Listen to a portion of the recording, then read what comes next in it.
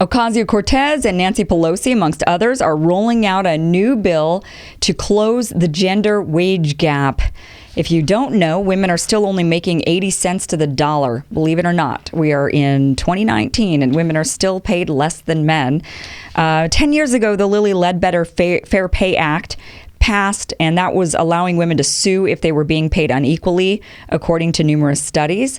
But now these women want to advance the legislation, enhance it, and make it bigger and better to really close that gap. What they're wanting to do is they're introducing what they're calling the Paycheck Fairness Act, which has unfortunately failed to pass previous Republican Congresses, and Murkowski and Collins had a lot to do with that, which is very interesting. But this bill would allow workers to compare salaries, bar employers from basing current pay on salary histories, require bosses to prove pay disparities are job-related, and provide technical training so employers can live up to the standards. So, yeah. Interesting. Comparing salaries. You know, we've got this interesting kind of culture going on in our society where we don't talk about money and we don't talk about what each other makes. And it's completely taboo to do that. And it is not like that everywhere in the world. And the places in the world where it's not really like that, they don't have these gender disparities as much. Germany being one of these countries. So Germany is quite interesting. When you look at the big automakers like BMW, for example, what I know about them is that they have an interesting way about how they handle salaries. They actually give every employee like a ranking, sort of like a military ranking, and you know how much the other person is making based on their rank. So the way you move up in rank is you either get hired at a job that has a high ranking level to begin with because it's a valuable job, or you're there at the company for a long time. So if you're, let's say, a janitor and you've been there for 20 years, you theoretically could be making the same amount of money as, let's say, a first-year engineer at the company. So it's very, very interesting, and it's very fair. And people know exactly what it takes in order to get their raises. They know when they're up for raises. They don't have to ask. It's completely embedded into the system. And what it creates is a really healthy work environment. And that is something that I think we should be pushing for. I don't know how exactly we'd push for that through legislation. Maybe we would just give employers huge incentives for making their salaries transparent and coming up with a system that is completely obvious to everybody who's there. You know how much starting employees make, you know how they advance.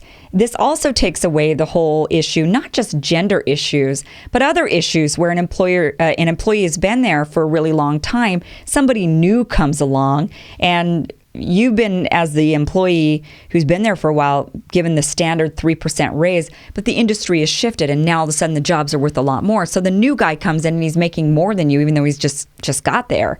It eliminates that as well. One thing they do at BMW is when the starting salary for a job raises, all of them raise. They don't do it just like, well, this guy gets it and you don't because, sorry, you've been here for 5 years. I mean, it makes absolutely no sense, but that's the way we run companies in the United States. We just let people get away with things. A few companies who've already been doing this, really transparent salaries. Whole Foods is a company that's been letting everybody know how much everybody makes from the beginning. And it eliminates a lot of the politics. You know exactly what your fellow coworker is making, and they know how much you're making.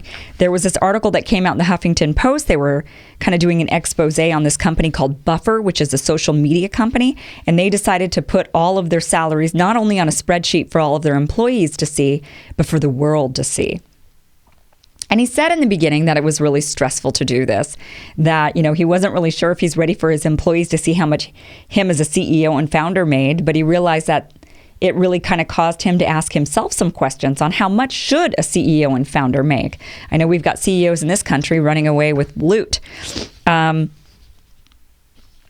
So he says that at first people were a little bit apprehensive about it. Some were saying, if we make it public and my friends and family are able to look up my salary, maybe they'll treat me differently.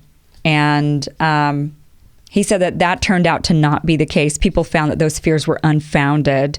He also said that it really added to a culture of people having very frank conversations about salary and how much people are worth. So, he says that he's had to have conversations, and this is what the Whole Foods CEO said, is that sometimes they have to have conversations as to why somebody's getting paid more than somebody else, and they have to explain it. It forces them to actually explain it. Whereas right now, the culture in business is you get paid based on how well you negotiate. So if you're a better negotiator, you get better pay.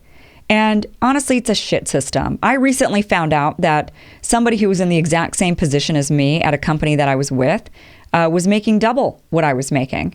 And he was also getting more equity in the company than I was getting. And it was because he was a better negotiator than I was. I was trying to be fair to the company. I was trying I was considering the overall health of the company when I was negotiating my deal. I was worried about how much was the company bringing in and how much should I be taking out of what the company was bringing in. Apparently, this other person who was in the same position wasn't thinking like that. He was thinking of himself and his family. And because of it, he was making double the amount of money I was making. Now, also because of it, he got cut a year earlier than I did. So his job didn't last as long because he wasn't thinking of the overall health of the company. But still, it was very disheartening when I discovered it. I felt like I wasn't as valued. And that's what happens when people discover people are making more money than them. And even if they don't know, even if they don't find out how much their coworkers are making, people will always assume that their coworkers are making more money than them. That's natural. That's human nature, to just assume everybody around you is getting a better deal than you. So I really applaud this legislation that they're putting forward. I hope it does pass this time around. Lisa Murkowski and Collins did not vote for it before, but maybe now, that was back in 2014. Maybe now, since the Me Too movement and more emphasis on women being treated equally in the workplace has been brought to light, maybe these women will actually vote for this. So we can only hope. But I do think that we should really be pushing for transparency at all the companies. It should be an open, fair, transparent system. That would be the most progressive, most honest way to do business. And I don't know, I don't know how we would legislate that. Maybe just give them some real incentives to do that. But that's ultimately where we should be as a country. So. All right, guys, thank you so much for joining me. I appreciate you being here, watching all of this. If this was the first episode you watched on YouTube, then there was a few others that you want to go back and watch. That was the beginning of the show and the middle of the show. This is the end of the show. If you want this on iTunes, I know some of you would like to hear this as a podcast, and because you can't watch it on YouTube, then I've put the link down below of where this is posted in podcast form, so you could subscribe to that podcast and get this in audio. And if you're listening to this on the podcast and you haven't subscribed to the YouTube channel, then please do that. Go to KimIversonShow.com. And that's what I got for you guys today. I would really love it if you would support this show on Patreon. I have some subscription tiers that give you access to live Q&As that I'll be doing and discussion groups, as well as behind the scenes video. I could really use your support. It really does mean a lot to me, and I do explain a lot of that on Patreon, why I really could use your support right now. So thank you again. All of that is a link in the description. So thank you so much for watching or listening, and I'll see you guys again soon.